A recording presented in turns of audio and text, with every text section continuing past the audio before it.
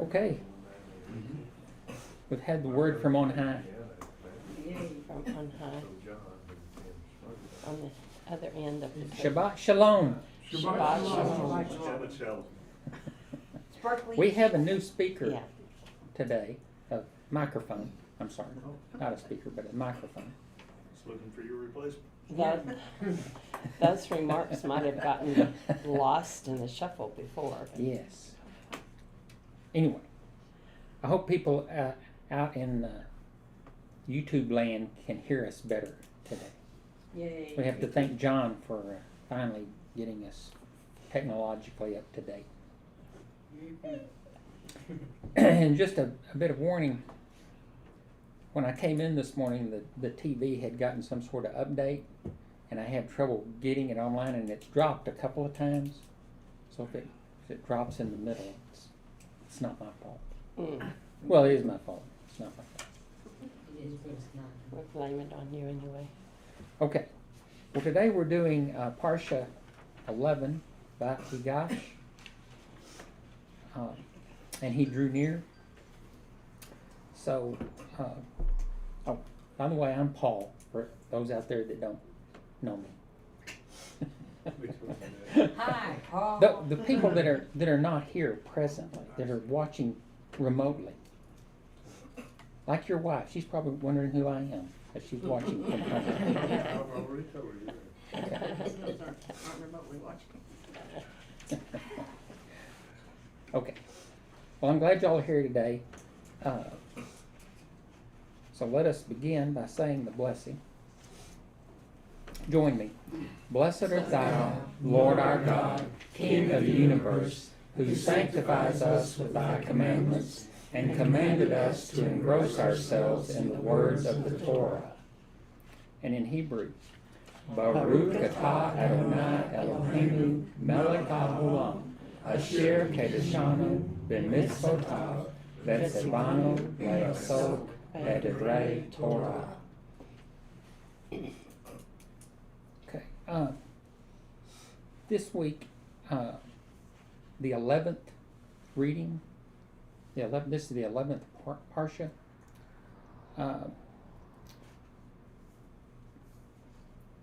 It's kind of interesting because it involves Joseph's reconciliation with his brothers, and then it ends with the effects of the drought in Egypt and what happens to Egypt. And y'all think about that and what effects it has for the rest of the story of Joseph and the children of Israel before the Exodus. Anyway, I wanted to start with, I was reading this morning and thinking about studying the Torah, and so I want to read Psalm 1 because, it introduces the Torah. In other words, it's in the Psalms, it's broken down into follows the Torah portions, kind of, you know what I mean?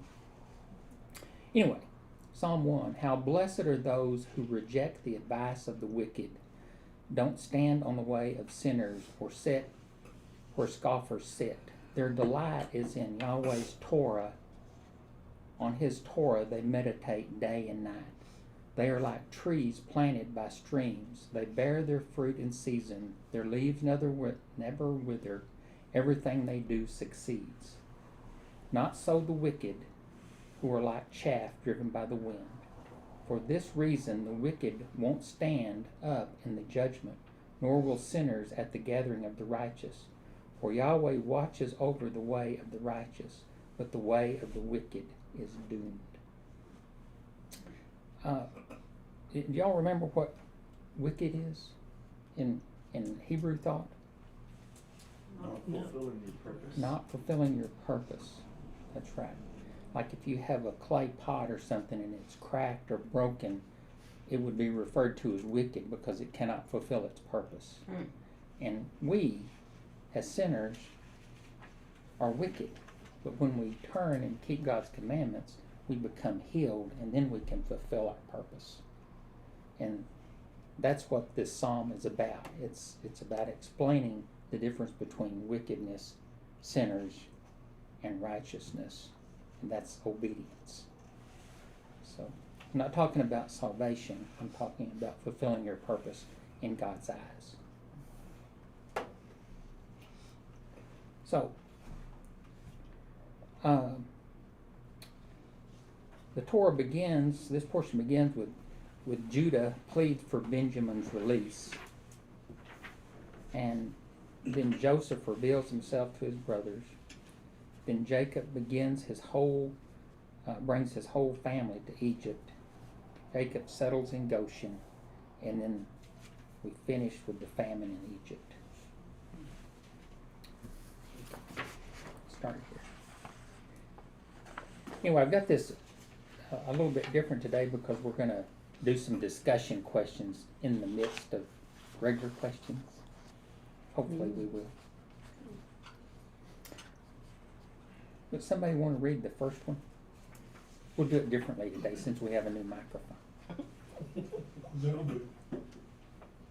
Then Judah went up to him and said, O my Lord, please let your servant speak a word in my Lord's ears, and let not your anger burn against your servant, for you are like Pharaoh himself.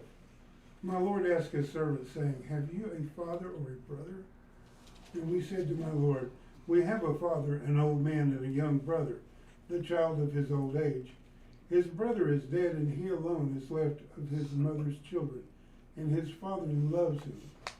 Then you said to your servants, Bring him down to me, that I may set my eyes on him.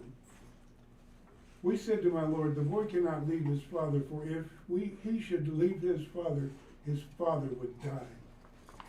Then you said to your servants, Unless your youngest brother comes down with you, you shall not see my face again. When we went back to your servant my father, we told him the words of my Lord. And when our father said, Go again, buy us a little food, we said, We cannot go down.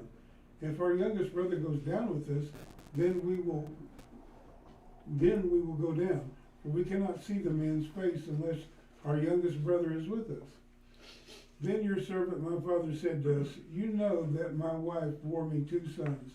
One left me, and I said, Surely he has been torn to pieces, and I have never seen him since. If you take this one also from me, and harm happens to him, you will bring down my gray hairs in evil to Sheol. Now therefore, as soon as I come to your servant my father, and the boy is not with us, then as his life is bound up in the boy's life. Yeah, it ends in the middle of the sentence. Mm-hmm. So, who drew near to intercede on the behalf? Judah. And why did he draw near? Why was it him? Wasn't he the one that? Yeah, he had promised his father to protect Benjamin. So it was his job to draw near. He had to step up. So it was Judah's idea to sell Joseph into slavery, but later he was willing to become a slave in exchange for Benjamin's freedom. How did his speech to Joseph reveal his heart had changed, especially in relationship to his father's love for Rachel and her children? Because that's what he pointed out to Joseph. That's right. He said, the boy's life is bound up in him. In other words, bound. In other words, what does that mean when it says it's bound up? Like if any hurt fell on him. Inseparable. Yep. Yeah. It's interesting, when we say the Shema, when we say you will love the Lord your God with all your heart, mind, soul, and strength. That means that we have to be bound up with God. In other words, if you say the words and you mean the words, I will love the Lord my God with all my heart, all my soul, and all my strength. that means that you're tied to God. And how do you fulfill that? How do you fulfill that oath? Obedience. You obey. Yeah, you have to obey. Well, that's what God wants. I mean, He says, if you want life and want it to the full, then you'll keep my commandments. So, do the commandments? Does God commandments produce life? Oh, Okay, so they produce life, but what kind of life do they produce? To the fullest. Abundant life, fruitful life. And you know, when you abandon God's commandments, what happens? You still have life, it's just not fruitful and it's not pleasing. So what's happened here between Judah and his brothers and Joseph? What's going on here? Judah doesn't know who Joseph is at this time. But what's going on in Joseph's mind? He's probably thinking, wow, he's changed a little bit. Yeah, Joseph knows that he's the one that said, hey, here comes the caravan, let's just sell him. He knows he's the one that did that. He was down in the pit, but he could hear what they were doing. So he's intimately involved in the story. And here's Judah drawing near saying, instead of killing him. yeah, instead of saying, yeah, well, you got the boy now, we're home free. He's saying, no, take me instead. I'll be your slave. So he's taking on kind of the position of the Savior. He's like a redeemer. He says, I'll redeem Benjamin for my father. And so now Joseph identifies with him because he's the redeemer he's the one that's bringing his brothers into Egypt and redeeming them from the famine. So it's interesting. I never thought about it before, but Joseph, he knows what's going on. He had the dreams. He sees the fulfillment. He sees them bowing down. He sees all the things that are happening. And he knows, well, my brothers have to come down. They have to bow down twice. Okay. And then my father has to come, and he has to bow down too, along with his surrogate mother, which would have been, Bilhah. Because it says, Jacob says in the prior Torah course, he says, do you think that me and your mother are going to come and bow down? So who was he talking about? He said, you and your mother. It'd have to be Bilhah because his mother was already dead. Mm-hmm. So she was his surrogate mother because she was her handmaid. Anyway, interesting stuff. I'm going to number 2. As soon as he sees that the boy is not with us, he will die, and your servants will bring down the gray hairs of your servant our father with sorrow to Sheol. For your servant became a pledge of safety for the boy to my father, saying, if I do not bring him back to you, then I shall bear the blame before my father all my life. Now therefore, please let your servant remain instead of the boy as a servant to my Lord, and let the boy go back with his brothers. For how can I go back to my father if the boy is not with me? I fear to see what that evil that would find my father. Then Joseph could not control himself before all those who stood by him. He cried, make everyone go out from me. So no one stayed with him when Joseph made himself known to his brothers. And he wept aloud so that the Egyptians heard it, and the household of Pharaoh heard it. And Joseph said to his brothers, I am Joseph. Is my father still alive? But his brothers could not answer him, for they were dismayed at his presence. So Joseph said to his brothers, "Come near to me, please." And they came near, and he said, "I am your brother Joseph, whom you sold into Egypt. And now do not be distressed or angry with yourselves because you sold me here. For God sent me before you to preserve life. For the famine has been in the land these 2 years, and there are yet 5 years in which there will be neither plowing nor harvest.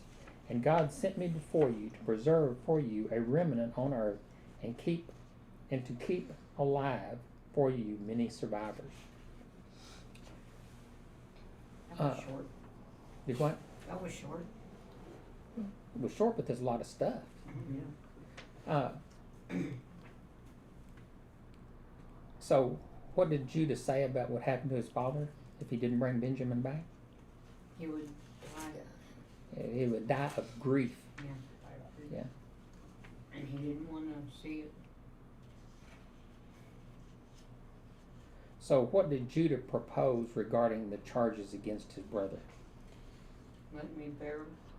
Yeah, he says, "Bear the guilt. I will bear the guilt." The Midrash that Joseph replied, "I am a compassionate man and will show mercy to your father. You told me that you had a missing brother who was brought to Egypt. If you looked hard enough, you should be able to find him, since he is already a slave. I will take him in exchange for Benjamin." Upon saying this, Joseph could no longer restrain his emotions and began to weep. Now that's the Midrash. That's what he was. They said that's the way the conversation went. What do you think? Think that's a good Midrash? I think we'll just stick to what we actually read. Yeah, I guess so. Should I? Why did lost. Joseph clear the room of the Egyptians? Well, if you're Pharaoh, you don't cry in front of people. If you're Pharaoh, maybe. What else? Well, it was a family moment. He didn't need all those foreigners in the family moment. Yeah. I've always thought it was political. Now I was wrong maybe because, come on, to be related to these, Heathen? Hebrews, and you're the leader of Egypt. Well, they knew that he was Hebrew, though. Yeah. Yeah. It's a start. But it said. Well, I wonder if he what spoke do you to think them. about he was trying to spare their feelings, and I don't want to embarrass them by saying, "Hey, these guys sold me into slavery. It turned out good for me, but it hasn't turned out too good for them so far." Yeah. But anyway, you think he was protecting their relationship with the Egyptians? Possibly. Could be. I was thinking because, like it said in the one previous, that eating with the Hebrews and stuff was against the Egyptians' way. So I was thinking it was because he was Hebrew and he didn't want to really get the Hebrews and the Egyptians mixed in together. They looked down on herdsmen and stuff. the Yeah. Egyptians. I don't know. I think it was that he was protecting their relationship. We're gonna. He knew that they're all gonna come to Egypt, and that because God's told Abraham, "You're gonna go and be a nation of slaves, and then I'll bring you out." And so he knew that was going to happen. So he knew they were coming. Mm-hmm. So It says he made himself known. he made himself known. He told them to leave and then he made himself known. I'm sure you've heard the part about the circumcision. Mm-hmm. That's when that was the way he was going to reveal himself. Yeah, I was going to read that here. You want me to read it? Sorry. Joseph cleared the room of everyone but the brothers and said to them, "You told me that Benjamin's brother is dead. Is that certain or not?"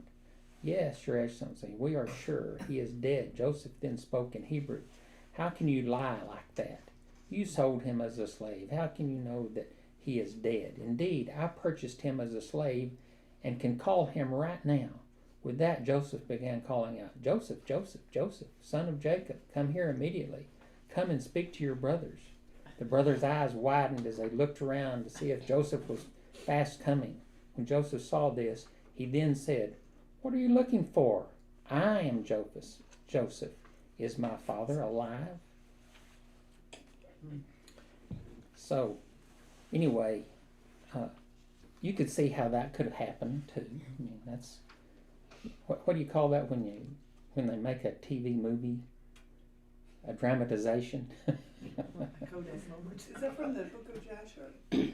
This, it's just a midrash that 'Cause I just think, took it out of I think John Joshua. Parsons' stuff. They already thought he was a diviner, but for him to say, I am your brother Joseph, whom you sold into Egypt, he wouldn't have known that unless he was a diviner or he was Joseph. So. Yeah, but he says, "I am Joseph. Is my father still alive?" Mm-hmm. So, why would he say, "I am Joseph"? Is my father still alive? Why would he add that on there? Because he was concerned for his dad. Because the grief might kill him over that. It almost did. Well, I don't know. I mean, I think it was a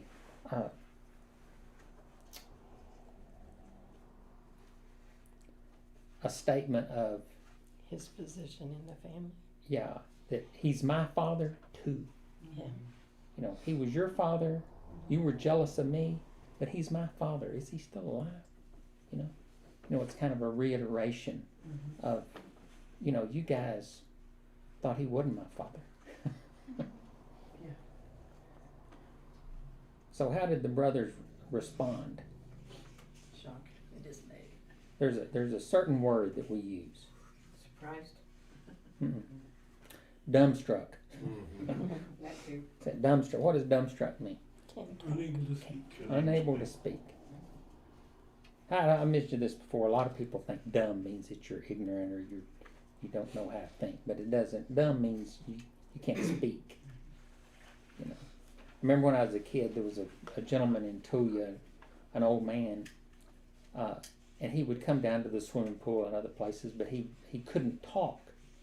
He could make sounds. He'd go yeah yeah yeah yeah yeah. I don't know if he didn't have a tongue or whatever it was. And I was just a little kid, and I asked my father what his problem was, and he said, "Well, he's a dummy." And I thought he was just dumb. I mean, I thought he was mentally. And I said, "You mean he I mean, I was saying, well, what does that mean?" And he said, "He's a dummy. He cannot speak." He said he has no voice. He said he can make sounds. He said he knows what's going on. He just can't speak. And that's the first time I understood what dummy or what dumb meant. So, why did Joseph say, "I am Joseph, your brother, whom you sold in Egypt"? Why did he put it that way? "I am Joseph, your brother, whom you sold in Egypt"? Why did he add the expression, "your brother"? In other words, he said, "I am Joseph," should have been, they should have just known. But he says, "I am Joseph, your brother." There's only one person that knew what they had done, and that was Joseph. That's right. And possibly to alleviate some fear that he would disown them, maybe Right. Well, throw them into prison. but think about it for a second. He didn't say, "I'm Joseph. You didn't think I was your brother." He said, "I'm Joseph, your brother."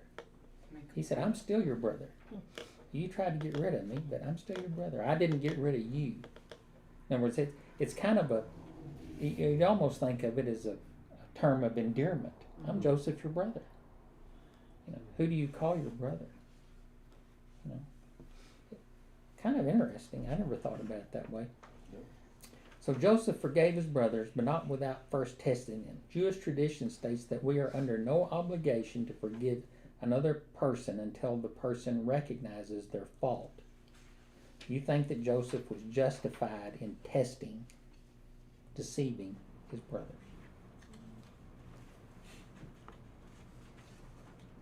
So, I wouldn't have believed him anyway, probably. If he had presented it any other way, like with Yeshua, you don't believe, Yeshua said they didn't believe he was who he said he was. So, yeah. Well, it's the same. I mean, you're right. I mean, it's the way Jesus, Yeshua, he didn't just come out and just, bam, I'm the man. You know, he went through a whole process. Mhm. You know, he revealed himself. You know, it's like everybody. I mean, our relationships. I mean, you don't just immediately have a relationship with someone you don't know. I mean, you can have a feeling. So I have a good feeling about that person, or I have a bad feeling about that person, or how did you read that person? I mean, you know what I'm talking about? Then he said, forgive them for they know not what they do. Right. But what I'm saying is that over time, people's character, the way they act, what they do, what they say, is revealed. And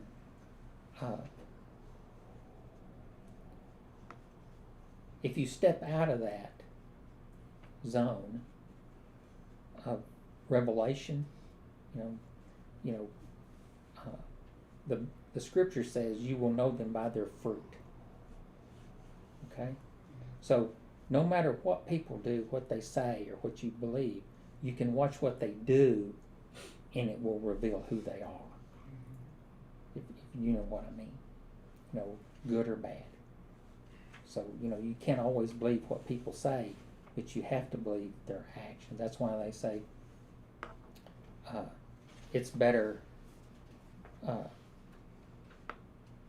to let your actions speak, not your words. So. Doesn't Yeshua, he's doing the same thing today. Mm-hmm. And it took Judah to come to a place of humility for him to see, for Joseph to reveal himself. And, Yeshua can reveal himself, or, we hear about Yeshua, people hear about Yeshua, and they can step into that place of questioning, or they don't, but it takes humility to keep coming, and the more we go to Yeshua, the more he reveals himself to us. Mm-hmm. But he's doing the same thing kind of as Joseph did. He doesn't reveal all of himself all at once, right? Right. So, kind of got that parallel. Right. And you have to admit, that happens to us all the time. All the time. And, but it's these things that are revealed in the scripture. If we weren't reading this, we wouldn't know about our relationships with each other. And it's the same with Joseph and his brothers.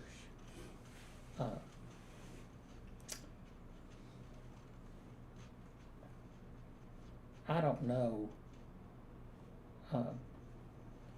how the rest of the world reads these stories and can't see the parallels between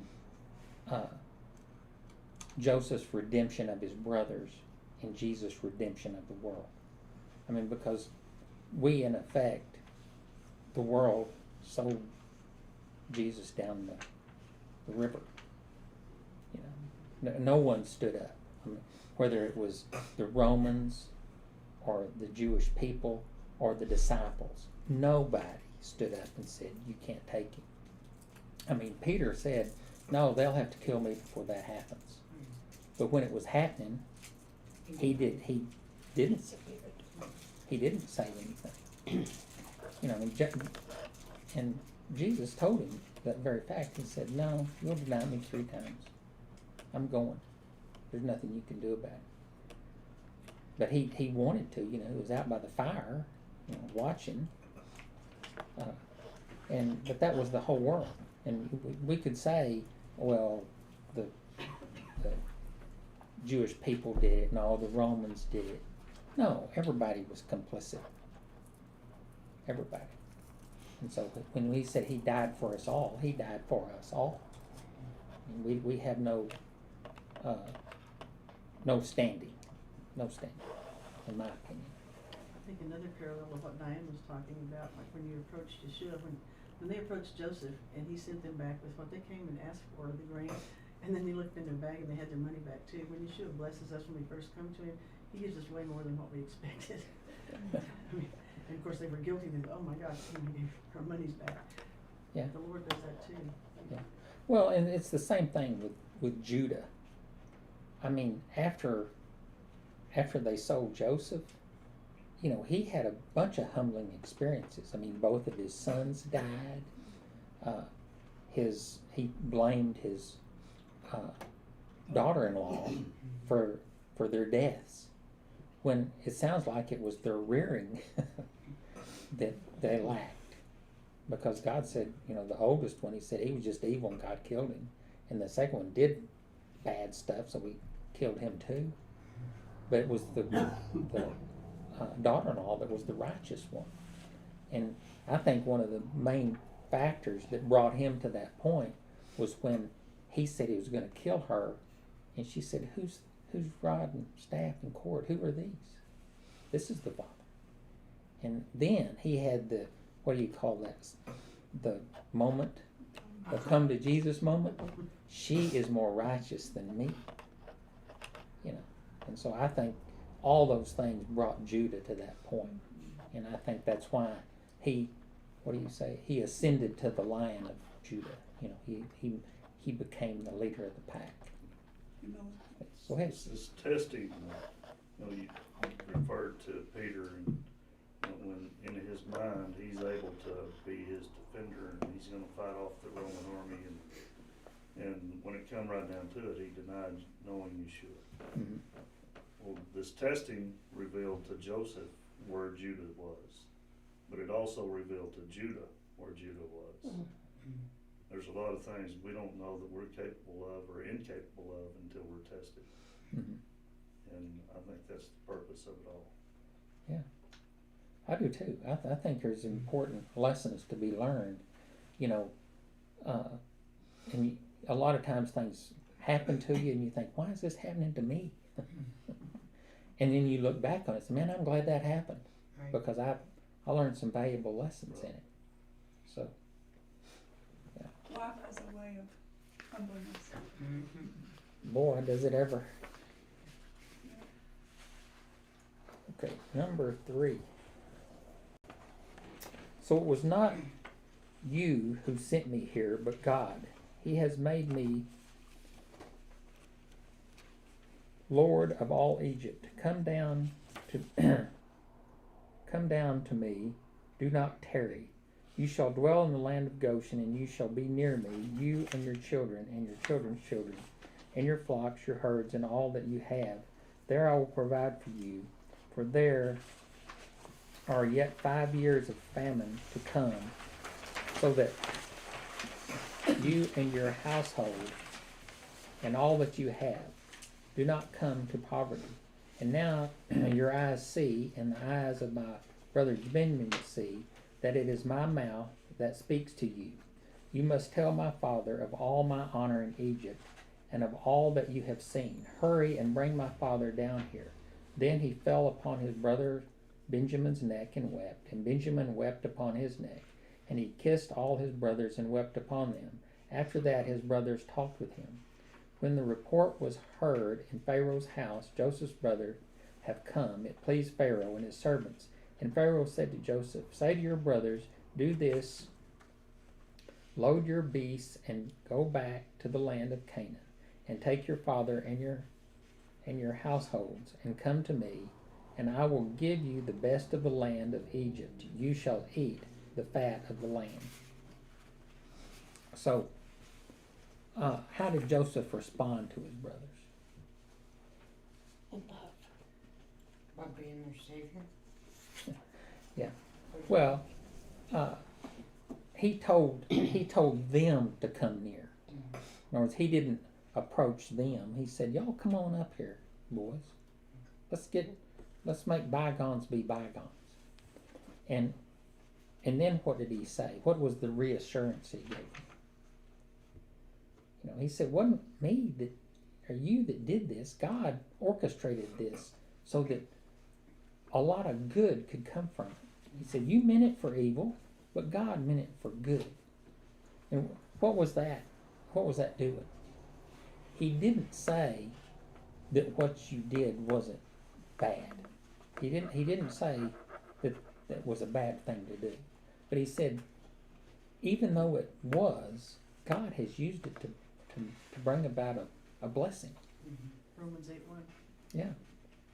So, there's a lot of things sometimes that happen that aren't good, and God allows them to happen because He knows that it's going to turn out for good. So, the Midrash states He promised the brothers not to tell their father that they had sold him as a slave. And another Midrash states that Joseph said, I am Joseph whom you sold as a slave. He spoke quietly so that Benjamin could not hear the words.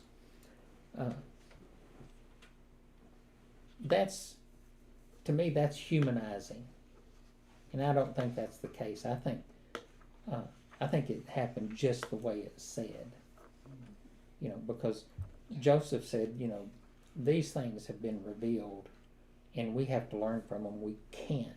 You can't learn from it unless you accept it and bear the consequences. You can't sugarcoat it.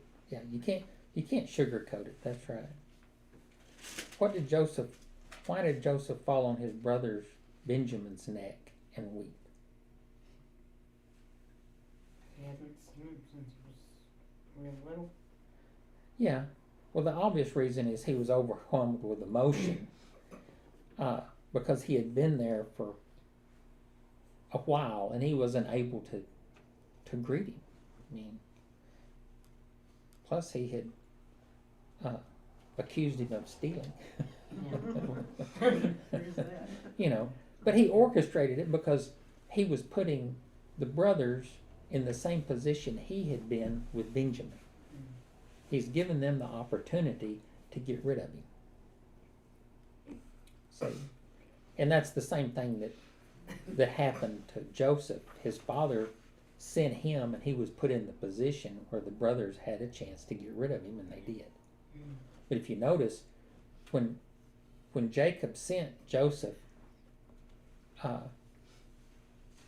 he kind of intimated, go and try to make amends with your brothers and see how they're doing. That's kind of the way he sent him. Go find your brothers and see how they're doing, and bring back a good report for me. He wanted Joseph to reconcile with his brothers and not be estranged, so to speak. Because then it says that his brothers couldn't say anything good about him. They were so upset, jealous, whatever you want to say.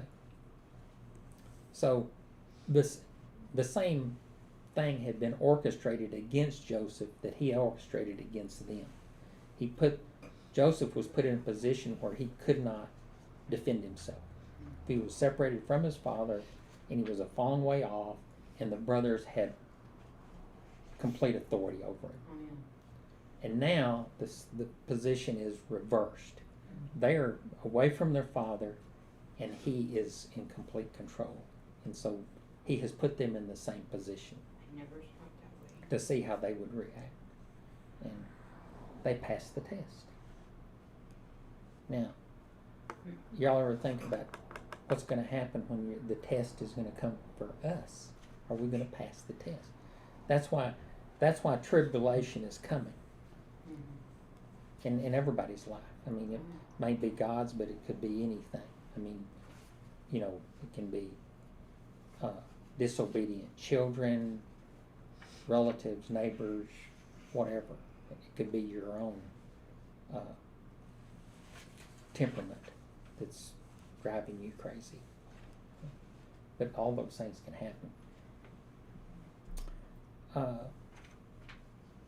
What was the reaction of Pharaoh and his servants when they heard that Joseph's brothers had come?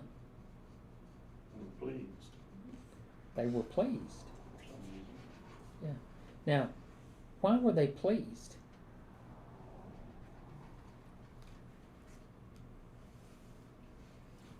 Perhaps they thought they were getting a lot more Josephs. There you go. Yeah. Maybe. Well, number one, had Abraham ever been to Egypt? Yes. Okay. It hadn't been too long ago since Abraham was there, and when he left Egypt, he went out with a lot of stuff. I mean, the Pharaoh gave him a lot of stuff before he left, and so he knew Abraham. And so, what else had Abraham done? He had conquered 4 kings down, in Sodom, Gomorrah, in that area. And so he was evidently a well-known guy. He'd been to Egypt, he'd been around, and when you meet people in that day, you would have said, I'm the son of Abraham, Isaac, and Jacob. You would give your heredity. Well, when he was sold as a slave, when you're a slave, you have no identity. You're considered, no matter what you say, you're just a slave, you're a liar. So you have no identity. So he was brought up and put in this position, and now Pharaoh has learned that he was a descendant of Abraham, Isaac, and Jacob, and we know who those guys are. Well, you're kind of a royal guy. So he has been redeemed. Pharaoh was saying, I didn't make such a bad choice after all. But what's the other side of the coin there? Y'all think about that one. We'll get to it in a minute. So we're going to the next one. Number 4. Are we on number 4? Yes.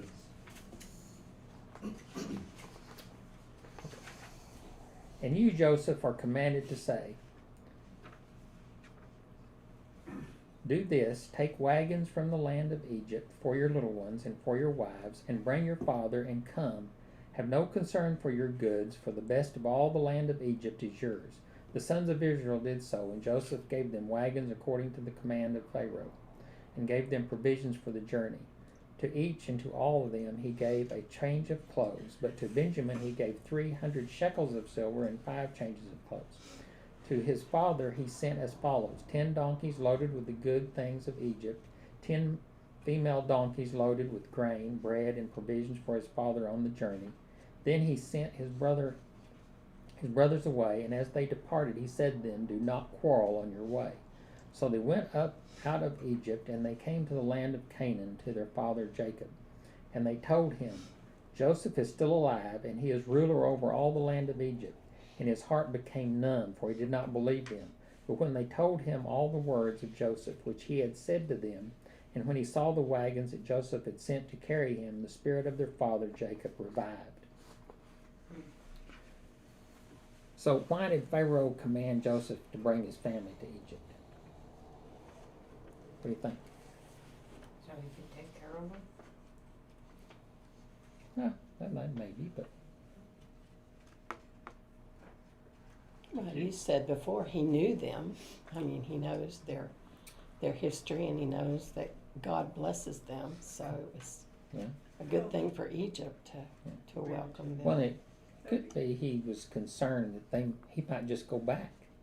See, He didn't want Joseph leaving Egypt. yeah, I didn't want Joseph leaving Egypt. I mean, when you've got a dude like Joseph,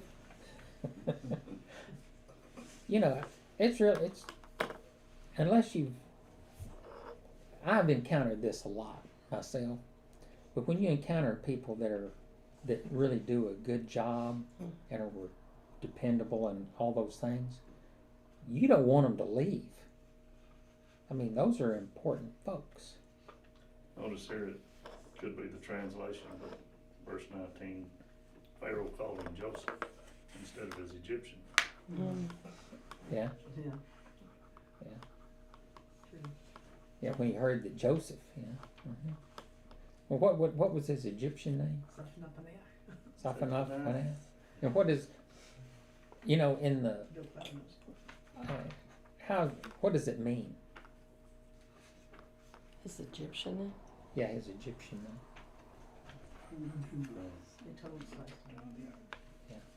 It's interesting, and I don't know this, but in the Joseph movie I've talked about that Ben Kingsley made and all that kind of stuff, and it follows the scripture pretty close, but it has a bunch of these midrashes mixed into it, like the conversations he has with his brothers during the confrontation.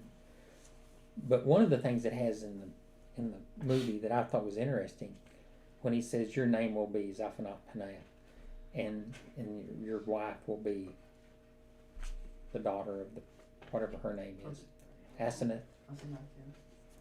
And he asked her, what does my name mean? And she says, Savior. That's what's in the movie. She says, your name means Savior. So, but that's right. I mean, I would say that's a good translation, because what was Pharaoh trying to do? He was trying to save his people, save his nation. You know? So I thought that's kind of interesting. So why did Joseph give his brothers fresh suit of clothes?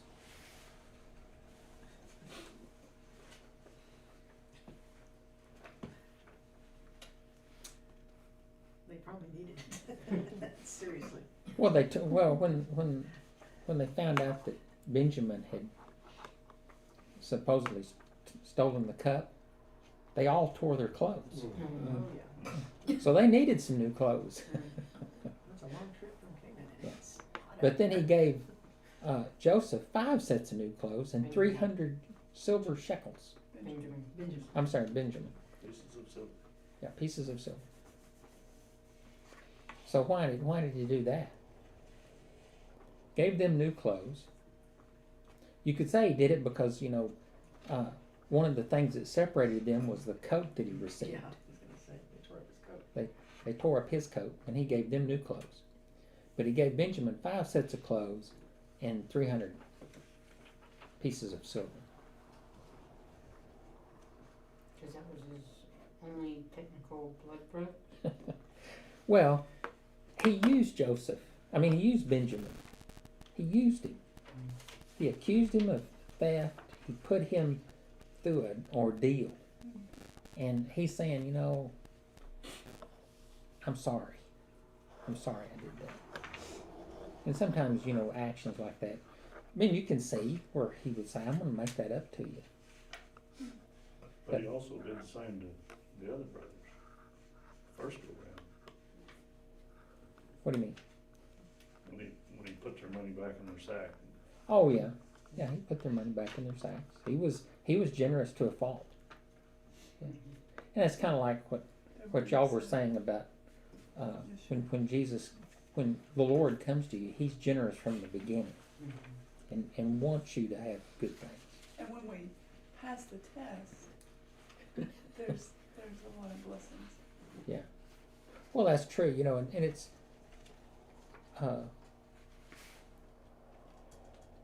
kind of like the widow's mite. You know, when Jesus sees the widow, he gives her. He says, you know, all these other people give out of their abundance, but she gave all. You know, it's where your heart is. You know, can you give all? Well, Joseph was willing to give all. I mean, he was willing to risk everything for his brothers. So, I mean, I think they were willing to risk all for him too, because I mean they passed the test.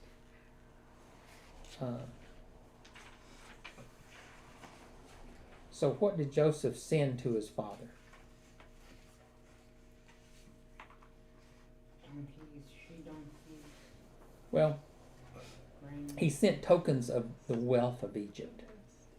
And so what was that to do? Add credence to their story that he was still alive. Right, it was to prove that he was who he said he was. And, you know, like it said in the story, he said, well, at first he just didn't believe it. And then he saw the evidence. And he said, well, good, I'm going to go see my son, then I can die. I don't know if I'd have put it that way myself. Okay. So we're down to where, I think this is where you are, isn't it? Mary? 5, Number 5? yes. That was the And Israel said, it is enough. Joseph, my son, is still alive. I will go and see him before I die. So Israel took his journey with all that he had and came to Beersheba and offered sacrifices to the God of his father Isaac. And God spoke to Israel in visions of the night and said, Jacob, Jacob. And he said, here I am. Then he said, I am God, the God of your father. Do not be afraid to go down to Egypt, for there I will make you into a great nation. I myself will go down with you to Egypt, and I will also bring you up again. and Joseph's hand shall close your eyes. Then Jacob set out from Beersheba. The sons of Israel carried Jacob their father, their little ones and their wives, in the wagons that Pharaoh had sent to carry him. They also took their livestock and their goods, which they had gained in the land of Canaan, and came into Egypt. Jacob and all his offspring with him, his sons and his sons' sons with him, his daughters and his sons' daughters. All his offspring he brought with him into Egypt. Now these are the names of the descendants of Israel who came into Egypt: Jacob and his sons, Reuben, Jacob's firstborn, and the sons of Reuben, Hanok, Palu, Hezron, and Carmi. Now I know why you say differently. The sons of Simeon, Jemuel, Jamin, Ohad, Jachin, Zohar, and Shaul, the son of a Canaanite woman. The sons of Levy, Gershon, Kohath, and Merari. The sons of Judah, Onan, Shelah, Perez, and Zerah. But and Onan died in the land of Canaan. And the sons of Perez were Hezron and Hamul. The sons of Issachar, Tola, Puvah, Yo, and Shimron. The sons of Zebulun, Sered, Elon, and Jalil.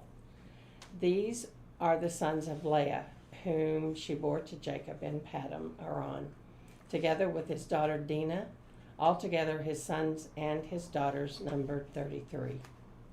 The sons of Gad, Ziphion, Haggai, Shuni, Esbon, Eri, Arodi, and Areli. The sons of Asher, Imnah, Ishva, Ishvi, Beriah, with Sarah their sister, and the sons of Beriah, Heber, and Malchiel. These are the sons of Zilpah, whom Laban gave to Leah his daughter, and these she bore to Jacob. 16 persons. The sons of Rachel, Jacob's wife, Joseph and Benjamin. And to Joseph in the land of Egypt were born Manasseh and Ephraim, whom Asenath, the daughter of Potipharah, the priest of On, bore to him. And the sons of Benjamin, Bela, Becher, Ashbel, Gera, Naaman, Ehi, Rosh, Mupin, Hupin, I wonder if those are twins, Hupin and Mupin. and Ard. These are the sons of Rachel who were born to Jacob, 14 persons in all. The son of Dan, Hushim. The sons of Naphtali, Jaziel, Guni, Jazir, and Shalem. These were the sons of Bilhah, whom Laban gave to Rachel his daughter, and these she bore to Jacob, 7 persons in all. All the persons belonging to Jacob who came into Egypt, who were his own descendants, not including Jacob's sons' wives, were 66 persons in all. And the sons of Joseph who were born to him in Egypt were 2. All of the persons of the house of Jacob who came into Egypt were 70. 70. So, when he came into Egypt, he made a special stop at Beersheba. Jacob did. What was special about Beersheba? What does Beersheba mean? Well of the oath, well of 7. So what happened there? Yahweh spoke to him.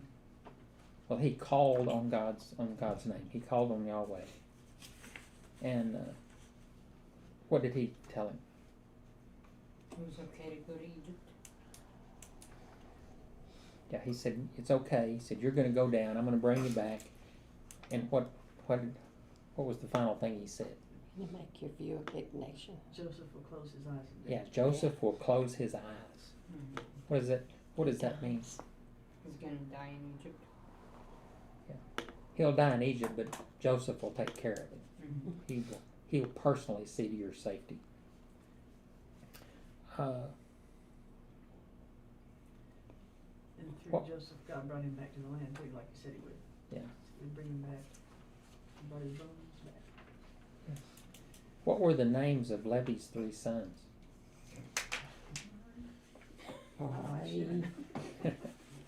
Merari, Gershon, Kohat, and Merari. yeah. And Moses and Aaron were sons of Levi. Kohat. They're all sons of Levy. The priest of Israel. Moses Uh, was son Gershon. I've got a question. Yeah. Just one simple question. This is- There were 66 persons in all, but when they came down to Egypt, there were 70. Well, 66, not including the 2 sons, and 2 of them were dead, stuff like that. The thing about it is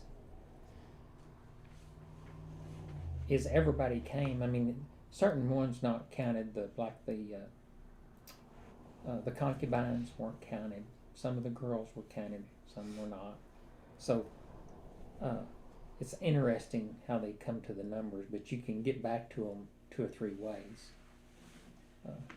I didn't do that this time. I've done it in the past, where I've shown how the counts come out. But if you just take 12 divided into 70, 6 times 7. 6 times 7. 12 times 7 is 84. What is it? 6 times 12 is 72. So it should be an average of 6 people per brother. Which you notice that Dan only had one. Dan only had 1. Some had 16. Some of them I had. mean, various numbers from each son came.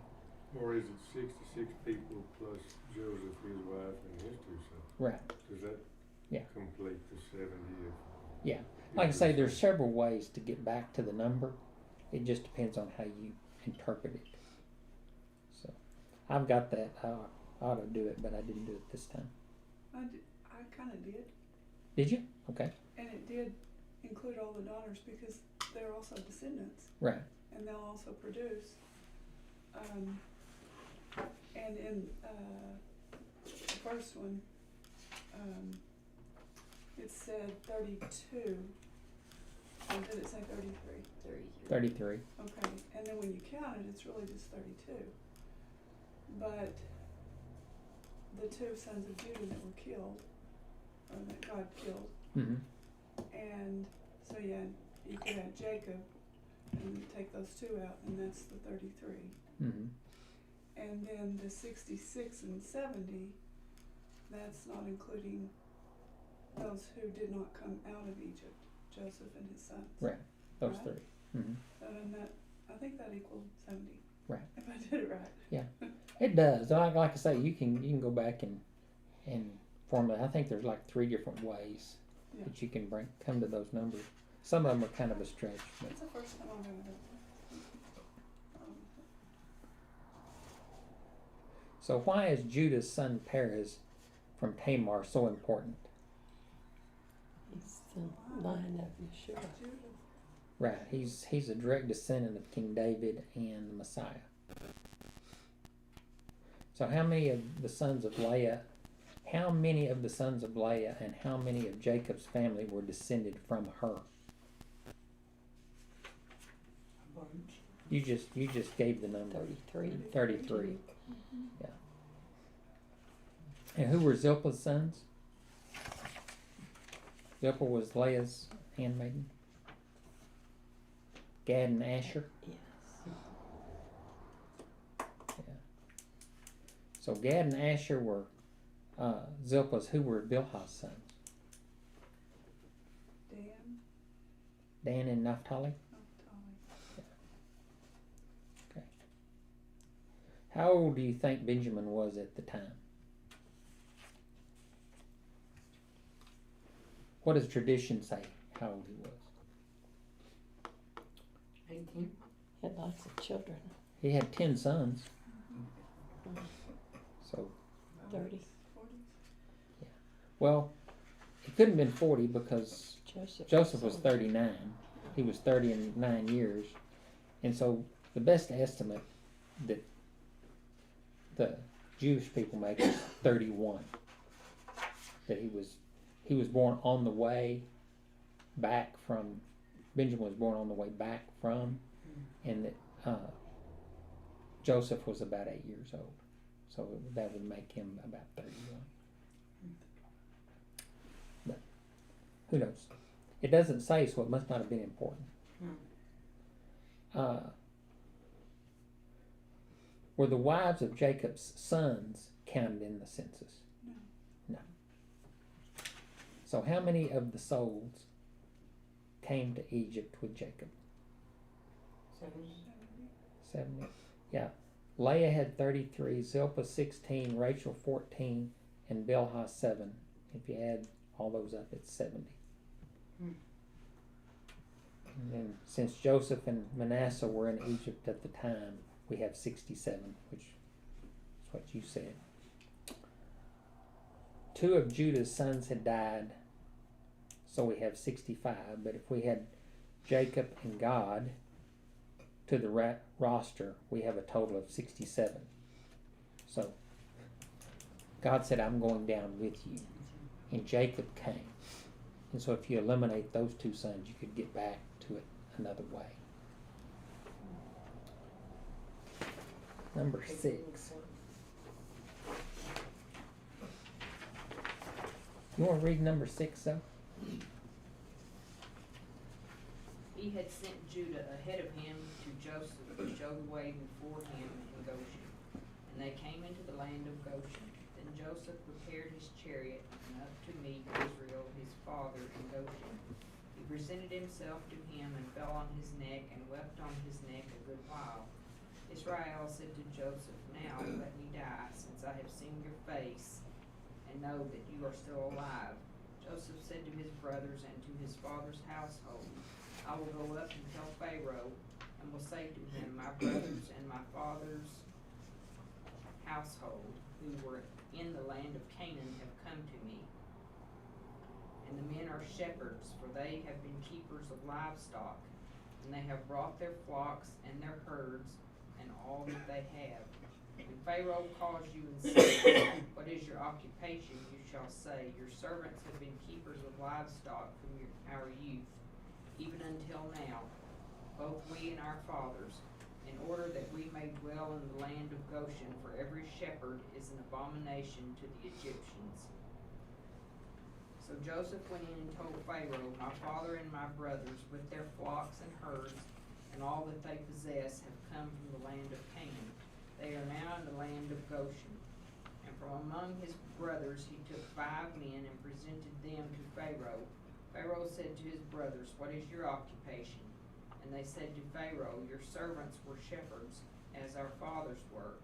They said to Pharaoh, We have come to sojourn in the land, for there is no pasture for your servants' flocks, and for the famine is so severe in the land of Canaan.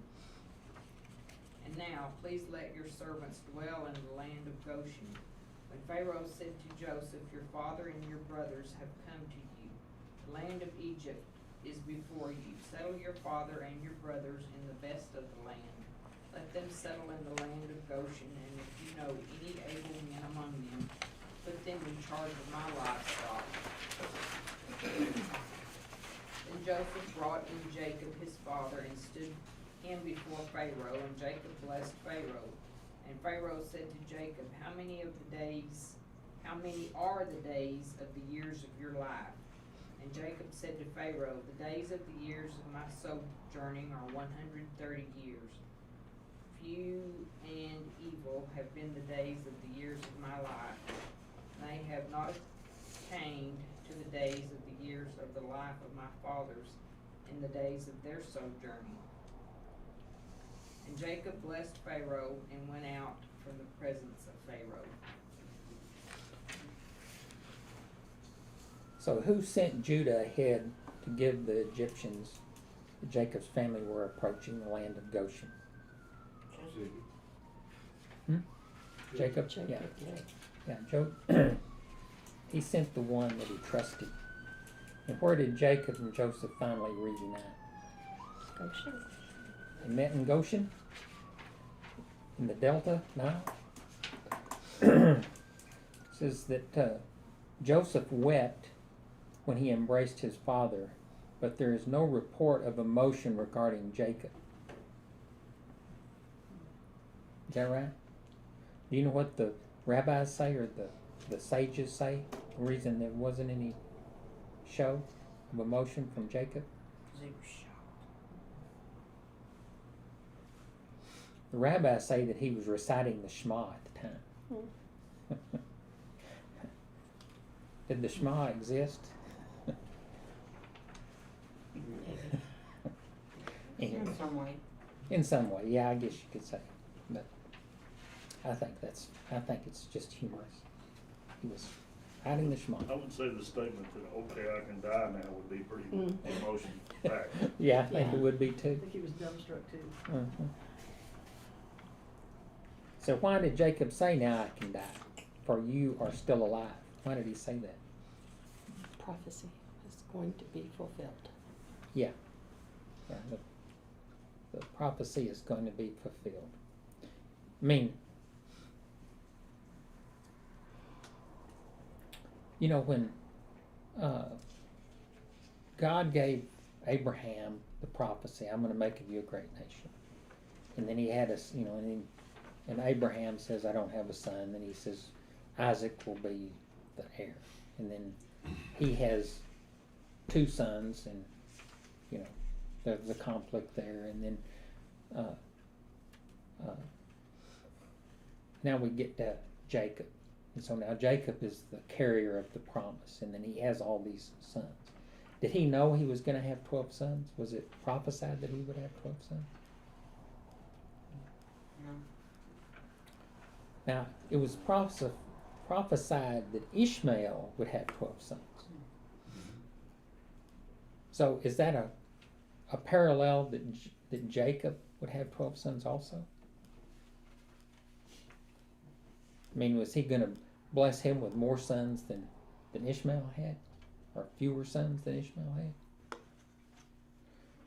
But somewhere in there, he had to know that he was the carrier of the promise of God.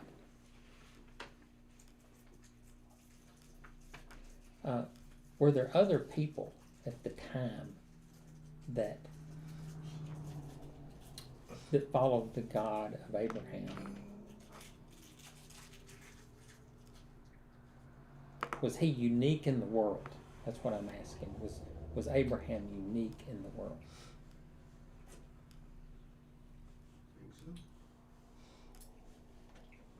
Now, that's a question I've thought of a lot. Was he unique? Was there other people? I mean, they say that Job was a contemporary of Abraham. So he wasn't Abraham, but he was a faithful person. But he wasn't the chosen one. Abraham was. Mm-hmm. So, and then he had 4 friends, and they all seemed to know who God was. Mm-hmm. So was there a group of people, but Abraham was the chosen? Was there a remnant, but Abraham was the chosen? There's always a remnant. Yeah. I'm asking the question. I don't know the answer. But I think it's worth thinking about because, I mean, when Yeshua, when he comes, there's people that say, "We have found him." I mean, the disciples are the ones that, you know, they're the ones that are looking. So,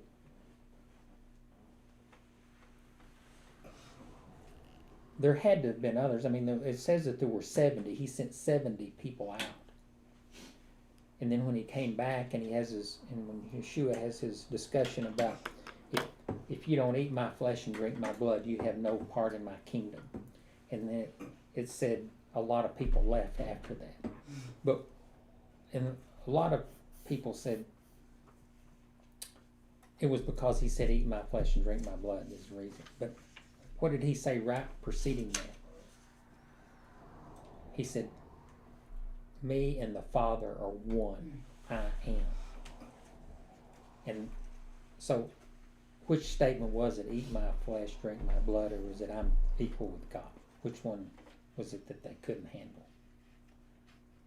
I say it's when he said, "I'm God," because that was blasphemy. And that's the reason that the Pharisees wanted to kill him. Because you could say, eat my flesh, drink my blood, and it would mean take on my life. Take on. You could say it's a metaphor. But when you say, I and the Father are one, I am God, that's not a metaphor. That's saying it's who I am.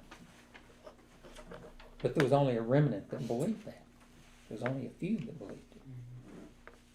So, I mean, it's the same way here. I think that there was people in the world that believed in the God of Abraham, Isaac, and Jacob. But he was the chosen one who carried the seed that would produce the Savior. And that's why he is singled out. Not that there weren't others. So why did Jacob say, now I can die, for you are still alive? Because the prophecy would be fulfilled. So why were the shepherds regarded as abhorrent?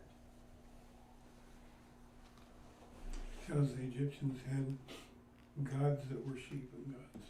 That's right. And you know, when you're a sheep herder, you know, they're not your gods, they're your animals.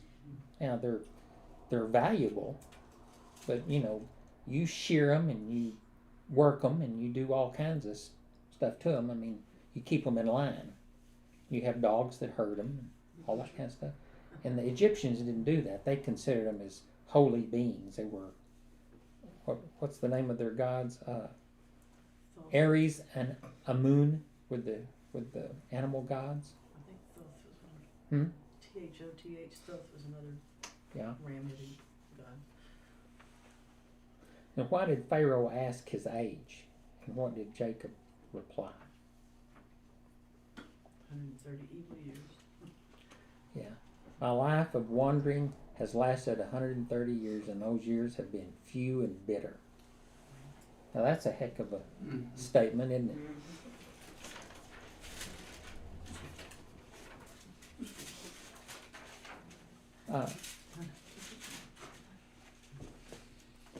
You know, one of the things it says, for many years I lived in hiding in a strange land.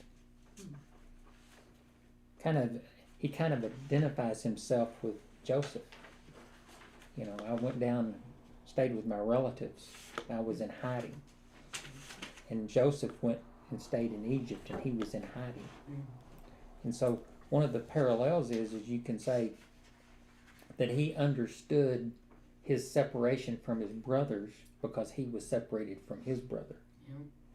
And so there's some parallelisms in why he would identify with Joseph and Joseph's reconciliation with his brothers. And what happened to Jacob when he met Esau? He wept. He fell on his neck and wept. Yeah. And when Joseph met his brothers, he fell on their necks and wept. So, yeah, there are a lot of parallels that go on between the two stories. I know it's one of them wants to kill the other one, and the other one comes back and makes amends for him, even though he wasn't the one that was going to get killed. You know? Anyway, I think it's interesting. And they were planning on killing Joseph at first. Yeah. Since the Egyptians worshipped animals, including sheep, Joseph identified his family as sheep herders, and settled them in the land of Goshen in northeast Egypt. How important is the idea of separation from the worldly culture?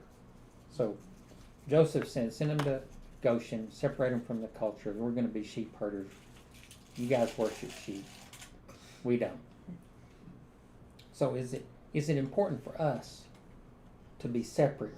Yes, I mean, very much so. Set apart. set apart. That's right, set apart. And people confuse that for some reason. Everybody that's not guilty of it, stand on their head. Holier than thou. But that's not what it means. Holy doesn't mean that you're better than somebody. It means that you've chosen a different path. You've chosen the good path.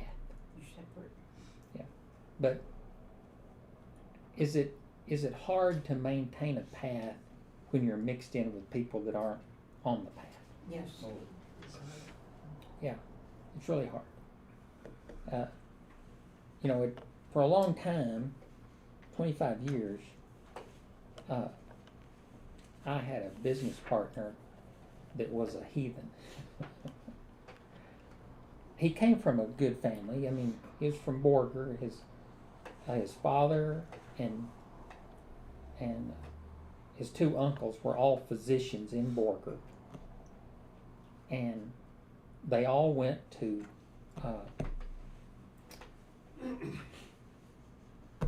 the Baptist University down at Waco. What's it called? Baylor. They all went to Baylor.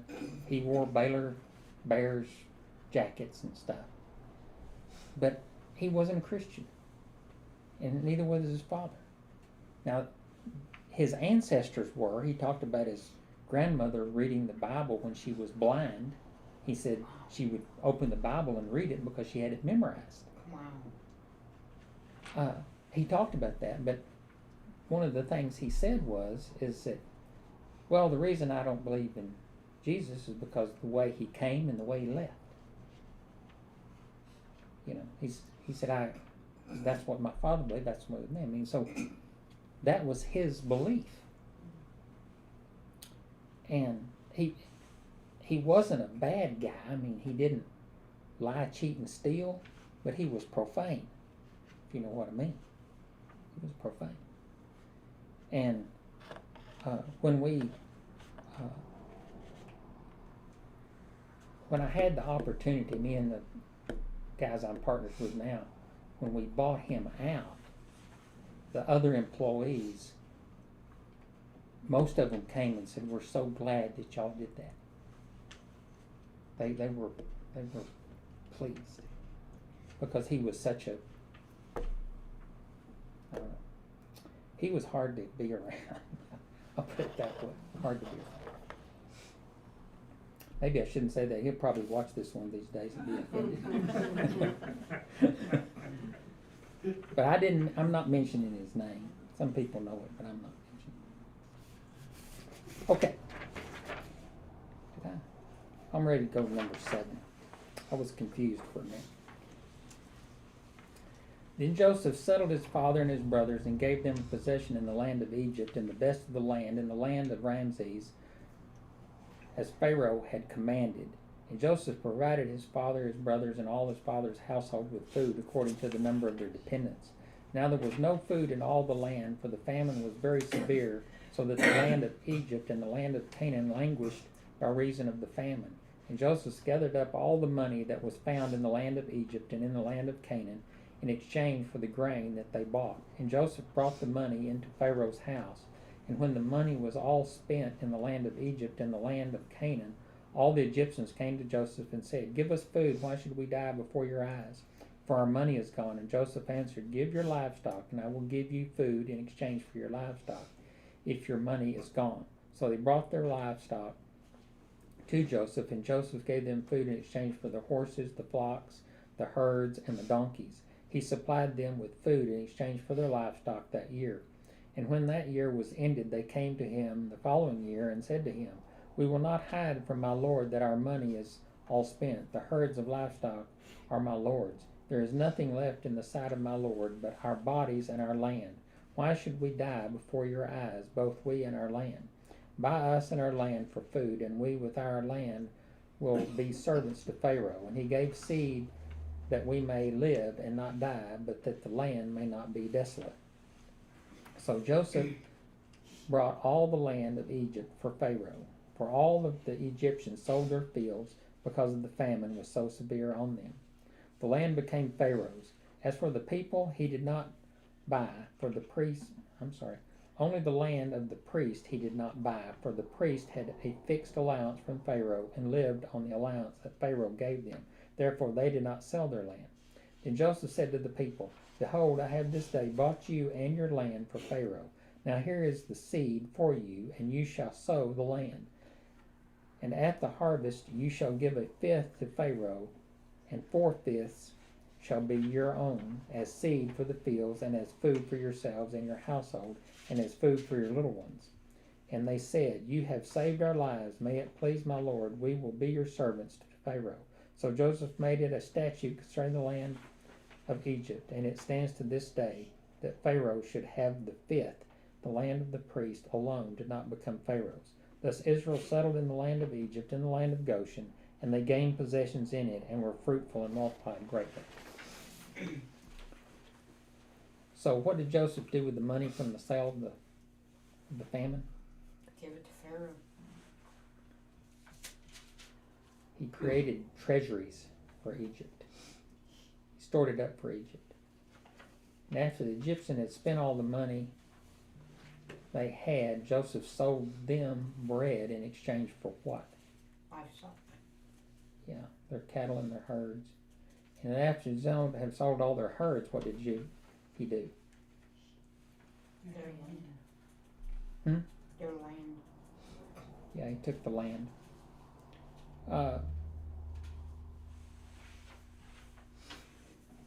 It says that Joseph further transferred the people off of their farms to live in the cities, from one end of Egypt's borders to the other, so that they would not regard the Israelites as foreigners. Those who worked the farms, however, were required to give 20% tax to Pharaoh. Did you say that anywhere that he transferred everybody to the cities except for the? They say that he did that so that he could protect the Israelites from them. You know, all you guys go to the cities. We're going to stay in Goshen. I don't know if that's true or not. So do we assume that the Israelites were excluded from Joseph taking their livestock and their land? I would say yes. Or is that what was the prelude to them becoming slaves? I don't think so, because it follows on that afterward another Pharaoh came that didn't know Joseph, and then they were forced into slavery. But I think the reason was that they were taxed into, just like we're being taxed into oblivion. Yes. I think that's what happened to them. What happened to Jacob's family? Got this up here. They went to Goshen. And what area were they at? Ramses? Yeah. Always wondered where that was. Did you ever do a map of that? Alvin? Yeah. That's in the kind of down in the Delta area, but it's not real close to the coast, but it's in the warm, moist area of the country. Sea of Reeds area. Yeah. I hear all these lands and my head starts spinning. Yeah. Jewish tradition states that Joseph never told Jacob what his brothers did to him. So, what is Lashon Hara, and why is it considered such a terrible sin? Lashon Hara. You know Lashon Hara, don't you? She's a girlfriend of your wife's. Lashon Hara. Judge not lest you be judged. The evil tongue. So, why was it? I asked y'all earlier. Why was it important that what Joseph told Pharaoh about his brothers? Because Pharaoh might not have been as willing to be so forgiving. Yeah, and generous. I mean, when he heard, well, your brothers have come, give them the best land in the country. But if Joseph would say, you know, my brothers sold me into slavery, Pharaoh might have just said, well, we get them in here, we'll kill them this time. Yeah. You know, because Pharaoh, he wasn't very understanding. You know. Anyway, the point being is that words mean things.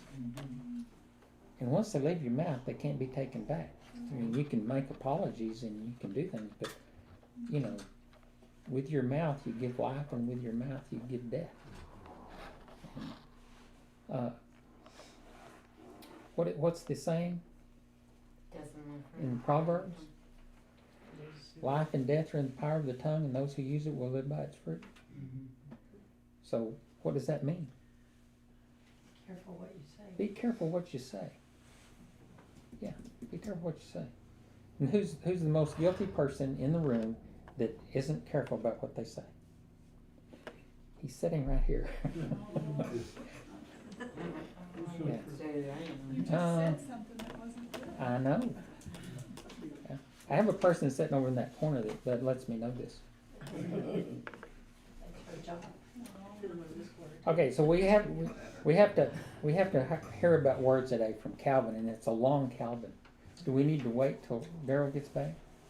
Okay, good. He can watch it on. Look, Dad, calmly eating his dinner as if nothing was wrong.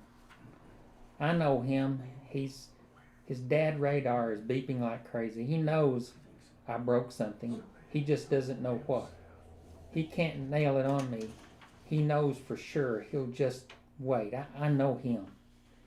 He's going to just sit there eating and let me stew in my own guilt. He figures sooner or later I'll crack. Calvin? I did it. I'm sorry, I didn't. What?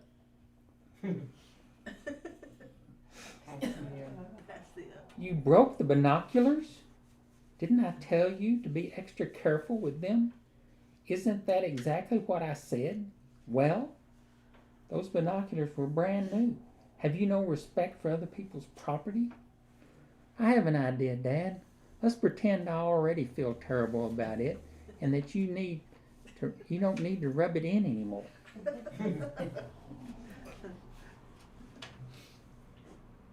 I didn't mean to break your binoculars, Dad. It was an accident. I'm really sorry. I felt like I was going to barf all afternoon. Well, I'm sorry I yelled at you like I did. I shouldn't have been so angry. After all, it was just a pair of binoculars. In the big scheme of things, that's really not so bad. Really? Sure. Another 10 years, you'll probably be wrecking my car. How true it is. Absolutely. Anyway, I thought that's good about feeling guilty. The boys were feeling guilty when they approached Joseph. You know, having read through this in years past, after those 10 brothers told their father that wild animals had killed Joseph, you know, when those 10 boys had to go back, that had been a tough day. He either was killed by wild animals or he wasn't. Obviously, at that point, their father knew they had lied to him and had been for years. Well, you don't know that he assumed that he had been torn. He said, "We found this. Whose coat is it?" And Jacob's the one that said he must have been killed by wild animals. Yeah, there was no habeas corpus. Yeah, it wasn't any body. You know, Yeah. a lot of times we jump to delusions. You know what I mean? And they covered it with the goat's blood. Or Yeah, something. they put blood on it, made it appear that he was dead. They didn't do No DNA reason to go test. look for him. If they didn't DNA test it. Yeah. Your brother's a goat, that makes you goats too.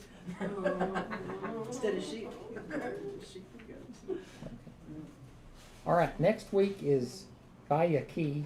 Daryl, you missed the good cartoon. I'm sorry. And sparkles. Couldn't be helped. Buy a Key, and he lived. Who's it talking about? Jacob. All right. Well, join me with the blessing.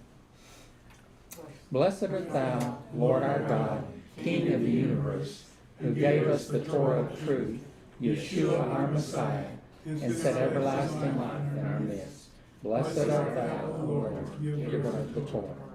And in Hebrew, Baruch atah Adonai Eloheinu melech haolam, asher natan lanu Torah hamet, Yeshua Meshikanu, B'kayi olam mekah betukenu, Baruch atah Adonai noten ha'torah. Great peace of those who love your law, and nothing can make them stumble. The way of the wicked is like deep darkness, they do not know what makes them stumble. That's right. And those who abandon the Torah praise the wicked. but those who keep Torah fight them. Did you know that? Alright. Proverbs 28 verse 4. And 28:9, if a person will not listen to Torah, even his prayer is an abomination. It doesn't say believe the Torah, but if you just won't listen. Hebrews 10:28. 10:28? Hebrews 10:28. Yeah, 10:28. That's a tough one right there. You don't know what that is? Go look it up. All right. Well, thank y'all for being here today. I appreciate it. Can we rename this portion COVID-19?